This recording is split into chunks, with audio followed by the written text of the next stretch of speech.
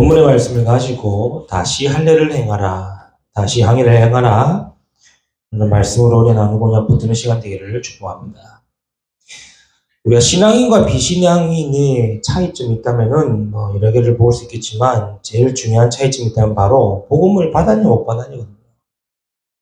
복음이 있냐 없냐도 중요하지만 그 복음을 받았느냐, 그 복음을 받지 못했냐, 아니면 안 받았느냐, 이게 우리 신앙인과 비신앙인의 차이가 차이겠죠. 그래서 우리가 단순하게 복음이다 라고 하면 안 됩니다. 그 복음으로 우리는 구원받았고 그 복음으로 우리는 치유받아야 되고 치유받았던 것이죠. 그런데 간혹 성도들 중에, 신앙인 중에 나는 복음받았으니 됐다, 나는 복음받았으니 이제는 괜찮다 라고 생각하는 성도들도 있어요. 절대로 그러시면 안 됩니다. 복음은요, 한 번의 구원으로 완성이 되었지만 그 구원의 축복, 그 구원의 응답, 그 구원의 은혜는 계속 복음 안에 있어야 되어진다는 거죠. 나는 복음 받았으니 끝났다, 나는 복음 받았으니 됐다라고 생각하는 성도들은 계속 어디에 빠지냐니까 내 생각과 내 착각 속에 빠져 있는 거예요. 그러다 보니 복음이면 되지 않냐, 복음 받았는데 왜 그러냐, 그런 식으로 계속 풀어버리는 거예요. 하나님은 우리에게 주신 그 복음을 그대로 받기를 원하시고 그대로 누리고 응답받기를 원하지, 내가 그거 받았다고 해서 이리저리 재고 계산하고 따지고 들면 안 된다는 겁니다. 그런데 성도들이 계속 그 부분에 걸리거든요. 복음인데도 그 정도밖에 안 되냐, 복음 받았으면은 이렇게 해야지 저렇게 해야지. 아닙니다. 하나님이 주신 그 복음을 나는 100% 받아야 되고 거기에 대해서 가타부타를 붙이면 안 되는 거예요. 저 사람 복음 필요해. 복음 필요하죠. 저 사람 필요한 만큼 나도 복음 필요하다는 생각을 못 하는 거예요. 왜? 나는 복음 받았기 때문에.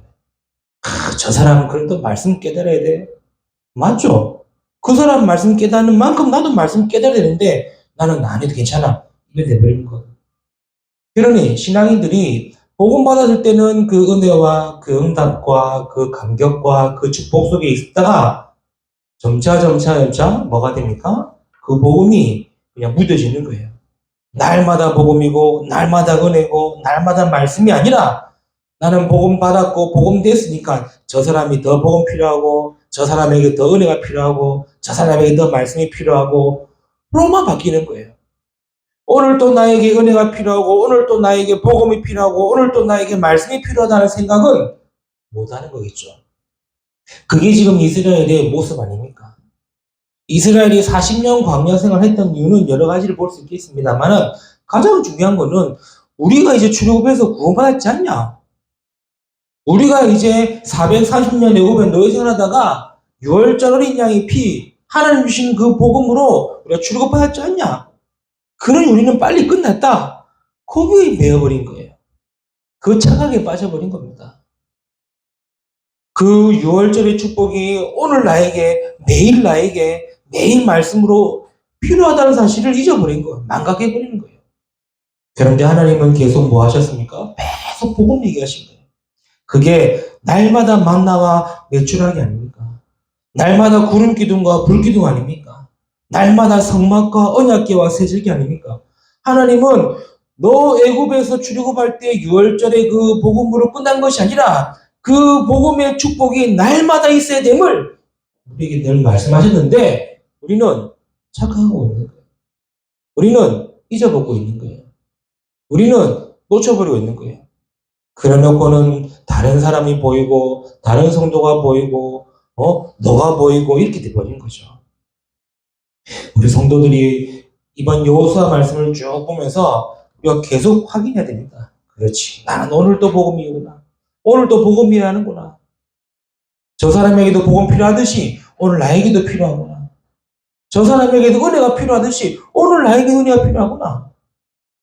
예전에 받았던 복음의 은혜와 예전에 받았던 그 복음이 아니라 오늘 내게 주시는 말씀과 오늘 내게 주시는 복음과 오늘 내게 주시는 그 복음의 은혜가 필요하다를 우리 성도들이 날마다 누리기를 축복합니다. 그게 있어야 오늘 또 나는 다른 것 안 보여지는 거예요. 그게 되어야 다른 곳이, 다른 생각이 안 잡히고 오직 복음이 되어진 거겠죠. 그게 신앙인과 비신앙인의 차이점이라면 그 차이점이고요. 두 번째 차이점이라고 얘기하면은 바로 말씀입니다. 신앙인들은 말씀 따라가는 것이고 비신앙인들은 말을 따라가는 거죠. 사람은요, 말이 이끄는 대로 살아가게 됩니다. 그래서 말을 잘해야 되고 조심해야 된다는 거죠. 그래서 우리나라 속담에도 또 전 세계적으로 속담에도 말에 대한 속담이 많은 이유가 사람은 말 따라간대도요. 그 말대로 사람이 살아가기 때문에 그래서 말에 대한 속담과 격언과 명언들이 많은 거예요.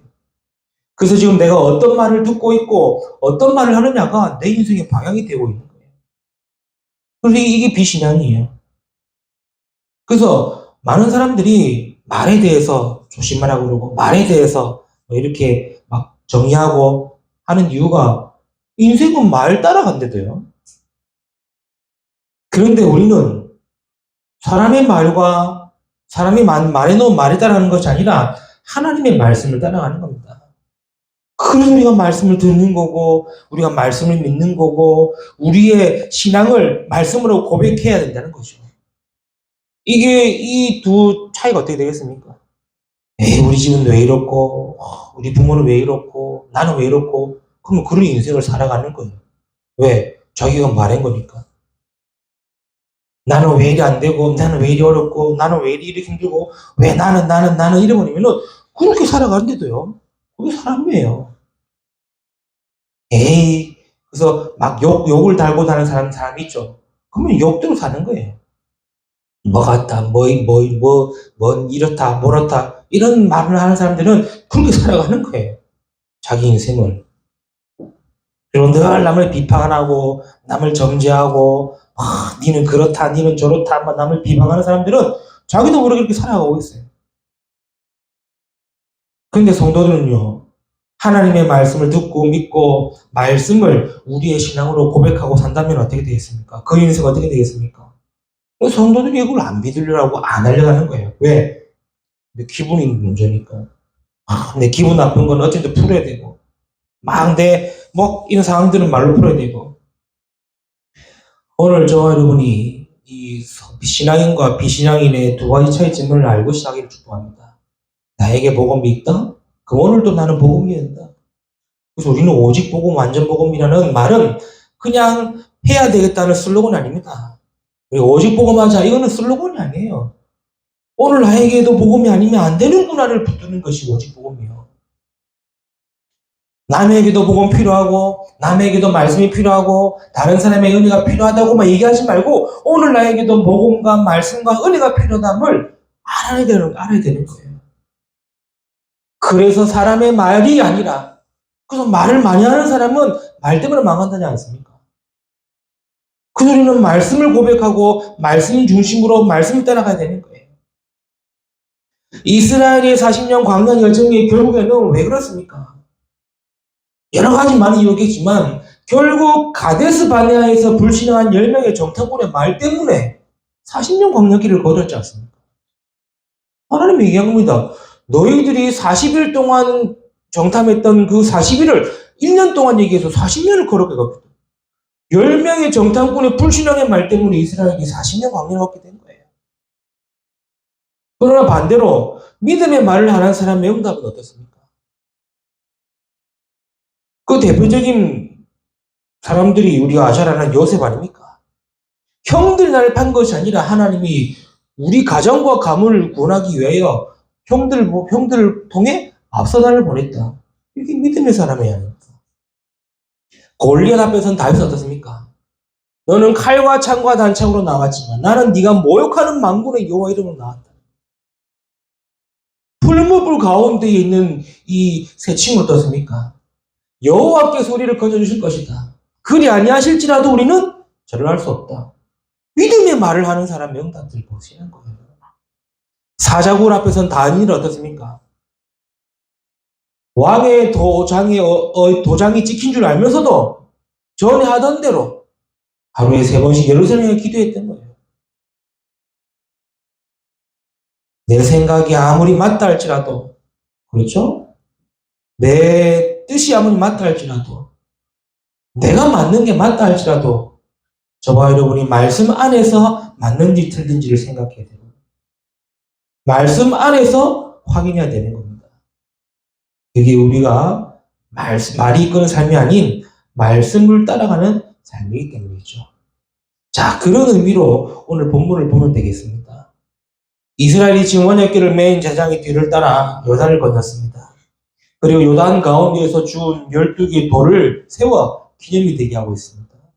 그러면서 하나님이 하신 말씀이, 요단을 다 건넌 이후에 하신 말씀이 다시 할 일을 행하라는 말씀을 하시는 거예요. 언뜻 보기에는 생뚱맞은 말씀 아닙니까? 지금 요단을 건너 이제 여리고를 정복해야 되는데 다시 할 일을 행하라는 거예요. 요단을 건너면서 막 재정비해야 되고 다시 언약길을 따라 이제 전진해야 되는데 할 일을 다시 행하라는 겁니다. 그리고는 이스라엘의 모든 남자들은 다 할 일을 행하라는 겁니다. 우리가 오늘 이 말씀을 통해 어떤 응답을 받아야 되는지 확인하는 시간 되기를 바랍니다. 첫 번째입니다. 다시 할 일을 행해라. 이 말씀 뭔 말입니까? 하나님의 언약이 있음을, 하나님의 언약임을 잊지 말라는 거예요. 지금 너희가 왜 요단을 건너 여기까지 왔는지를 잊지 말라고 하나님은 할 일을 행하라는 겁니다. 너희의 조상에게 주리라고 맹세한 이 언약이 무슨 언약인지를 잊지 말라는 것이고요. 너희가 어떻게 광야 40년을 지나 여리고 앞에 서 있는지를 잊지 말라는 거예요.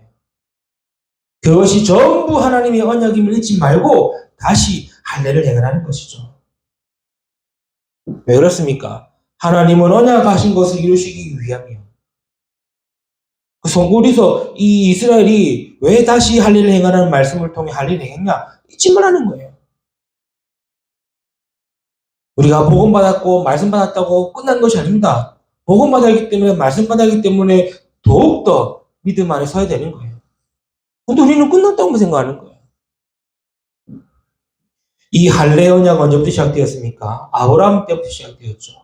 창세기 17장 9절 10절에 하나님이 또 아브라함에게 이르시되 그런즉 너는 내 언약을 지키고 네 후손도 대대로 지키라. 너희 중 남자는 다 할례를 받으라. 이것이 나와 너희와 너희 후손 사이에 지킬 내 언약이니라.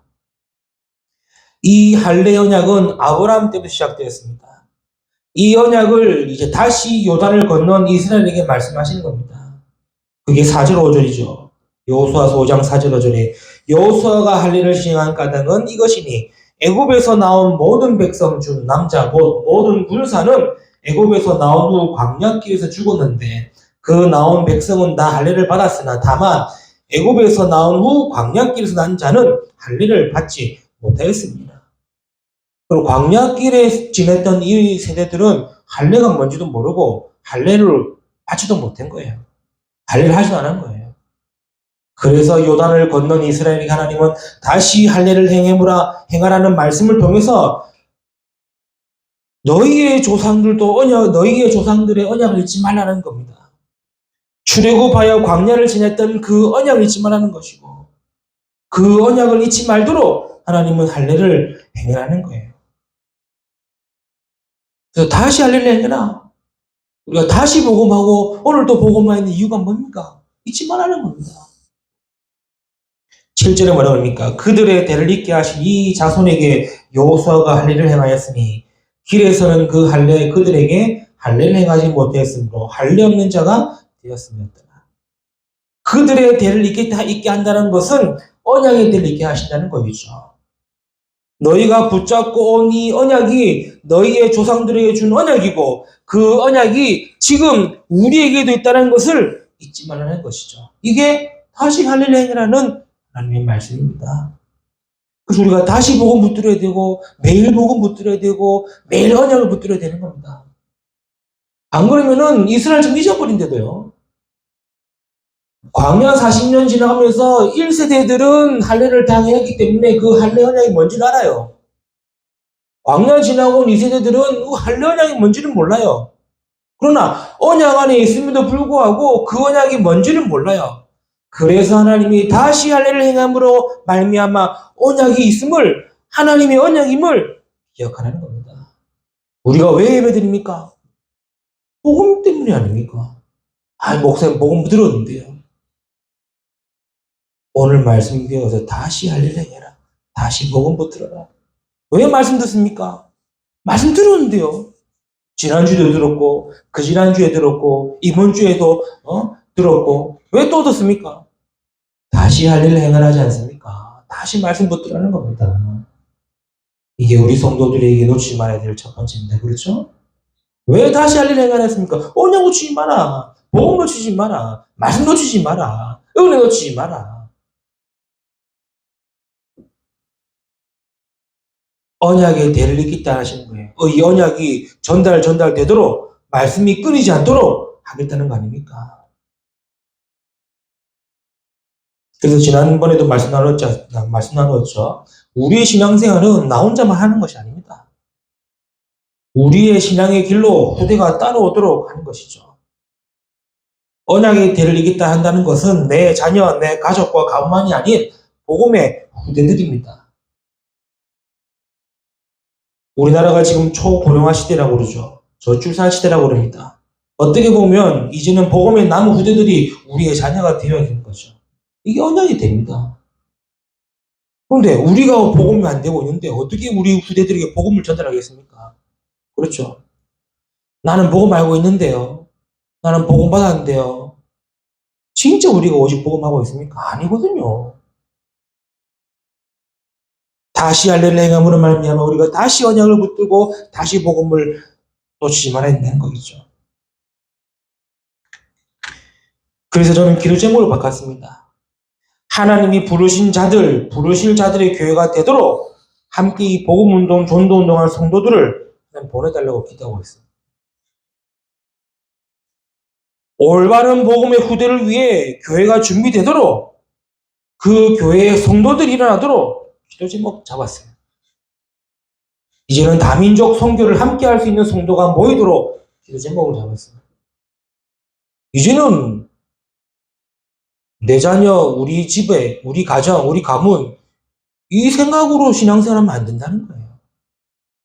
교회가 그 생각으로만 가지고 있으면 안 된다는 거예요. 다시 할 일을 해라.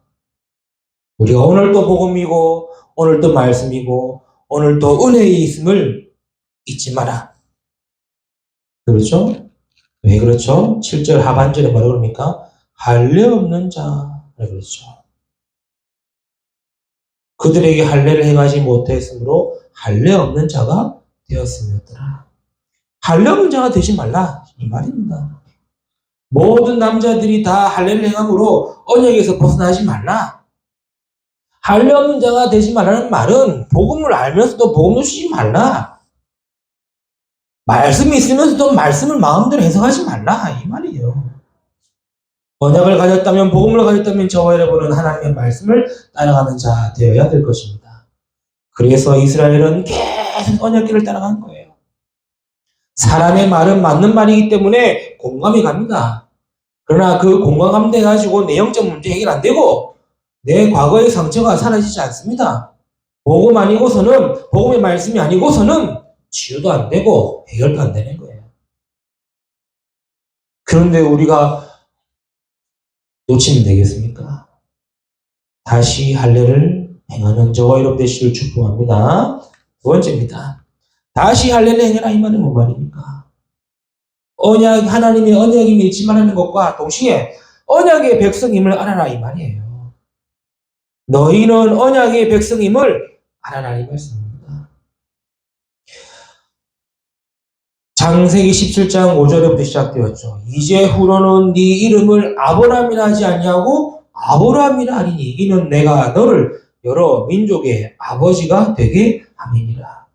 갈대아 우르에서 하나님이 아브라함을 찾아오셔서 언약하셨습니다. 그의 창세기 12장의 말씀이죠. 내가 네게 보여줄 땅으로 가라. 그러면서 하신 말씀이 너를 축복하고 너를 통해 열방의 복을 받을 것이고 너는 복이라고 말씀하신 거예요. 그러면서도 하나님은 계속해서 말씀하셨습니다. 창세기 13장 48절, 13장 14절에 18절 말씀에 자손의 축복을 말씀하신 거예요. 네 후손이 바다의 모래알같이 많게 하겠다는 거예요. 아니 지금 아브라함에게는 자녀 없는데 하나님은 아브라함에게 네 후손이 바다의 모래알같이 많게 하겠고 하늘의 별과 같이 되게 하겠다고 말씀하신 거예요. 그러면서 창세기 17장 1절 5절의 말씀에 하나님은 아브라함을 아브라함으로 바꾸시고 민족의 아버지가 되게 하시겠다는 거예요. 그때 나이 99세. 99세가 되도록 자녀가 없는데 계속해서 무엇을 말씀하십니까? 네 후손이 많고 민족의 아버지가 되게 하시겠다고 말씀하신 거예요. 그러면서 할례 언약을 행하라는 거예요. 그 언약을 행하시면서 또 뭐라 그러죠? 이 언약이 너와 네 후손과 자자손손 언약이 되겠다 말씀하신 거예요. 그때 나이가 99세. 그 언약 그대로 100세 때 낳은 아들이 누굽니까? 그게 이삭인 거예요. 그 이삭이 자녀를 낳았는데 그 자녀가 야곱인 거예요. 하나님은 그 야곱을 또 축복하셔서 뭘 바꾸셨습니까? 이름을 바꾸셨죠. 창세기 32장 28절에 이스라엘은 원래 야곱의 다른 이름이었습니다. 그가 이르되 네 이름을 다시는 야곱이라 부를 것이 아니요 이스라엘이라 부를 것이니 이는 네가 하나님과 및 사람들과 겨루어 이겼습니다. 야곱이 지금 에서가 받아야 되는 이 장자의 꼴을 장자의 축복을 팥죽으로 팔아서 받았죠. 그리고 아버지로부터 받아야 되는 이 축복을 또 이 야곱이 에서를 속여서 받게 된 거예요. 그런데 에서가 이 야곱을 잡아 죽이려 할 때 야곱이 외삼촌 집인 라반의 집으로 도망가서 살다가 이제는 에서의 집으로 돌아오게 되는 그 모습이었죠. 그때 이 야포 강가에서 밤새 천사와 씨름하여 받은 이름이 바로 이스라엘이라는 이름. 그렇게 이 이스라엘 이름을 받은 야곱의 아들들이 훗날 이스라엘의 민족이 되고 그 민족을 이루는 12아들이 12지파가 된 겁니다. 아브라함으로 시작했던 이 언약이 그의 아들 이삭에게 전달되고 이삭에게 전달된 그 언약이 그의 아들 야곱에게 전달되어졌고 야곱에게 전달되었던 그 언약이 그의 아들들인 12지파를 통해 하나님은 하나님의 백성으로 이끄셨다는 거예요. 그렇게 12지파가 되어 이스라엘이 되어 출애굽하고 광야를 지나 요단을 건너 다시 할례를 행하게 함으로 무엇을 알게 하시는가? 언약의 백성임을 알게 하시는 거예요. 출애굽기 19장 6절에 너희가 내게 대하여 제사장 나라가 되며 거룩한 백성이 되리라. 신명기 19장 1절 14절 말씀대로 결국에 뭐라 말씀인지 압니까? 13절에 여호와께서 네게 말씀하신 대로 또 네 조상 아브라함과 이삭과 야곱에게 맹세하신 대로 오늘 너를 세워 자기의 백성을 삼으시고 그는 친히 내 하나님이 되시려 합니다. 오늘 이 할례를 다시 할례를 행해라는 말씀을 통해서 이스라엘에게 하나님 뭘 알리시느냐? 너희는 언약의 백성임을 알아라 이 말이에요. 아브라함에부터 약속했던 그 언약이 하나님이 너희의 하나님이 됨을 알아라 이 말입니다. 그래서 우리가 오늘 다시 말씀 붙들은 거예요. 나는 말씀 없으면 안 되는구나. 나는 복음 아니면 안 되는구나. 은혜가 아니면 안 되는구나. 그래서 복음에는 다른 사람과 비교할 게 아니잖아요. 말씀 앞에 비교할 게 아닙니다. 내가 오늘 복음이 되어지고 또 말씀이 되어지고 은혜가 되어진다는 사실. 이게 다시 할례를 행하라는 두 번째 말씀입니다. 언약의 백성임을 잊지 마라. 세 번째입니다. 다시 할례를 행하라 이 말씀을 통해 이스라엘에게 하나님은 뭘 알게 하시느냐? 언약을 이루고 계시다는 것을 말씀하고 계시는 거예요. 9절에 여호와께서 여호수아에게 이르시되 내가 오늘 애굽의 수치를 너희에게서 떠나가게 하였다. 그러므로 그곳 이름을 길갈이라 하니라. 다시 할례를 행함으로 말미암아 하나님은 뭘 알게 하셨냐? 언약을 이루고 계시고 언약을 이루고 계시다는 것을 알게 하신 거예요. 그래서 애굽의 수치를 없이 하겠다는 이 말은 뭔 말입니까? 하나님은 언약을 이루시고 계시기 때문에 우리를 완전히 바꾸셨다는 거예요. 430년 이스라엘이 애굽에서 아무것도 아니라는 것처럼 보일지 몰라도 430년 애굽의 종살이의 상처가 너희의 상처가 아니다는 말이에요. 아무 응답이 없는 것이 아니라 하나님은 완전히 바꾸셨다는 거예요. 그런데 우리는 왜 계속 과거에 매입니까? 왜 계속 과거의 생각에, 과거의 상처에, 과거의 것에 잡혀 있습니까? 하나님은 오늘 다시 할 일을 행하게 하심으로 완전히 바꾸셨다는 것을 알게 하시는 거예요. 그리고 언약을 이루심으로 하나님 우리를 뭐 하셨습니까? 완전히 새롭게 하셨다. 이것을 알리고 계시는 거예요. 너희에게 언약이 있음을 알고 너희가 언약의 백성임을 알고 너희를 하나님은 새롭게 하셨다. 이것을 알고 계시는 거예요. 그래서 다시 할 일을 행하라 이 말인 거예요. 애굽의 수치가 완전히 각인되어 있던 이스라엘을 하나님은 40년 광야길을 걷도록 하셔서 완전히 새롭게 바꾸셨다는 거예요. 우상의 체질과 뿌리 내려진 종살이의 삶을 40년 동안 하나님은 하나님의 백성으로 거룩한 백성으로 제사장 나라로 새롭게 완전히 바꾸셨다는 말이에요. 성막을 통해 완전히 복음 각인, 세제기를 통해 완전한 복음 내림, 언약기를 통해 완전한 복음 체질, 하나님 새롭게 하셨다는 거예요. 그것을 다시 알리시면서 하신 말씀이 할례를 행하라 이 말이에요. 아니 나는 새롭게 되었고 바뀌었는데 왜 계속 우리는 꼬끌러 가려고 그러고 계속 과거의 것을 가려고 그럽니까? 아무리 과거가 맞다 할지라도 바뀌었대도요. 끝난 거 아닙니까? 그럼 뭐 오늘을 보고 내일을 보고 준비하고 가야 되는데 왜 우리는 계속 과거의 것 생각하고 과거의 것에 잡히고 과거의 것에 맞다 틀자 하고 있냐는 거예요. 다시 할 일을 행하는 저와 여러분이 되시길 축복합니다. 그렇죠? 하나님이 이 언약을 이루시는 말미암아 우리는 이제 완전히 새로 시작해야 됩니다. 애굽의 수치를 떠나게 하시겠다. 이제는 새로 시작입니다. 뭔 말입니까? 가나안 정복이에요. 여리고 정복이에요. 새로 시작해야 됩니다. 그렇죠? 더 이상 우리는 애굽의 종살이 하던 노예가 아니야.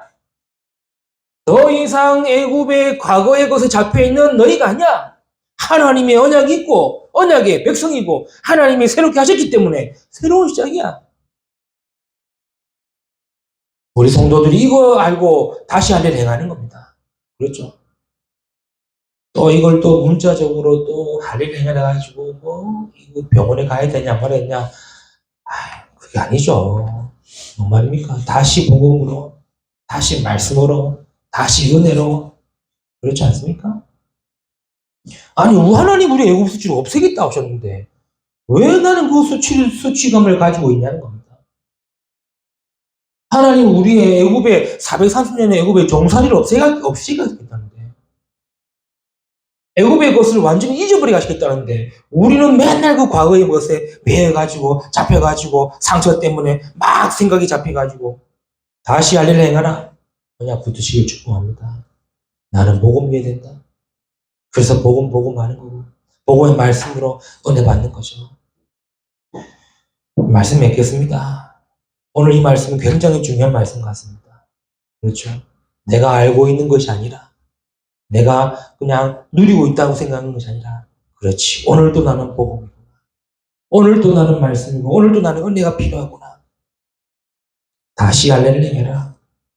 나에게 하나님의 언약이 있음을 알고 언약의 백성임을 알고 언약 안에서 새롭게 시작됨을 알아라.